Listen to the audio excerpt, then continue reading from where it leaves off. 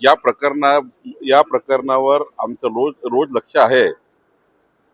माननीय मुख्यमंत्री स्वतः आणि त्या जिल्ह्याचा पालकमंत्री म्हणून माझंही पूर्ण या चौकशीकडे लक्ष आहे.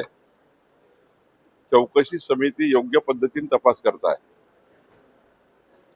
अजून कुठल्याही निष्कर्षापर्यंत जाणे कुणीही योग्य नाही आणि कुणीही या ठिकाणी अशा प्रकारचे चौकशी चालू असताना कुणी असे स्टेटमेंट करू नये कोण कशात आहे कोण कशात आहे, किंवा मुस्लिम मुली आहे किंवा हिंदू मुली आहे असं बोलणं योग्य नाही.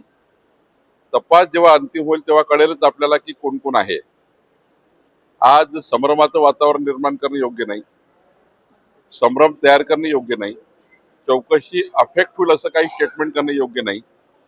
मी स्वतः उद्या अमरावतीला आहे आणि चौकशी समिती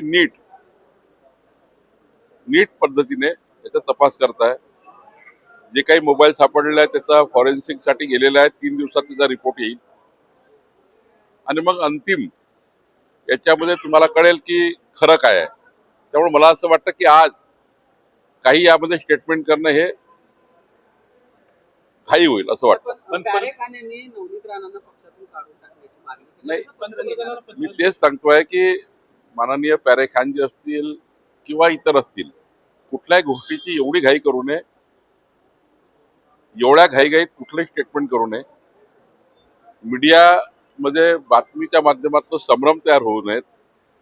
असे कुठलेही बोलणं आज योग्य होणार नाही. थोडा वाट बघावी लागेल. या प्रकरणातल्या आरोपीच्या सोबत पोलीस वाढदिवस साजरा करतात, केक बनवतात, असे व्हिडिओ कारवाई होणार का?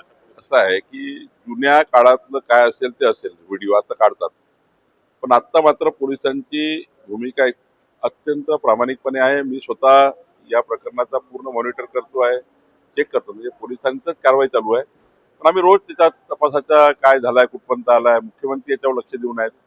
तर या प्रकरणामध्ये एक सांगतो की मोबाईल जे सापडले गेले आहेत, जे काही आमच्याकडे पुरावे आहेत, अंतिम मात्र वेगळंच आहे. ते आपण नंतर या ठिकाणी पोलीस तुम्हाला खुलासा करतील. पोलीसच प्रेस कॉन्फरन्स घेऊन सांगतील काय काय या प्रकरणात आहे.